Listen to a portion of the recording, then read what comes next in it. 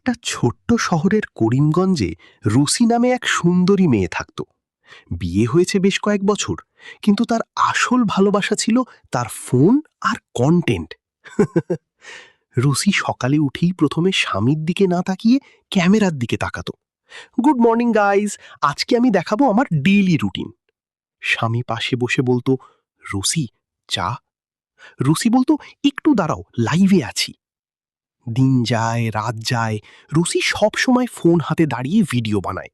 রান্না, সেটা হয় কুকিং ভিডিওর জন্য, কিন্তু বাস্তবে খাবার কখনো ঠিকমতো তৈরি হয় না। একদিন স্বামী খুব ক্ষুধার্ত হয়ে চিৎকার করলো, আমি খাবো কখন? রুসি হাসতে হাসতে বলল, ওহ, আগে ভিডিওটা শেষ করি, তারপর খাবো। স্বামী দুঃখ করে বসে থাকে, আর রুসি ফেসবুক ফলোয়ারদের কমেন্ট পড়ে খুশি হয়। ও মাই গড, সবাই বলছে আমি কত সুন্দর, আরো কত ভালো ভালো কমেন্ট করে আমাকে কত ভালোবাসে আমার ফ্রেন্ড ফলোয়াররা। শেষে একদিন স্বামী চুপচাপ একটা প্লেট নিয়ে রুসির পিছনে দাঁড়ালো।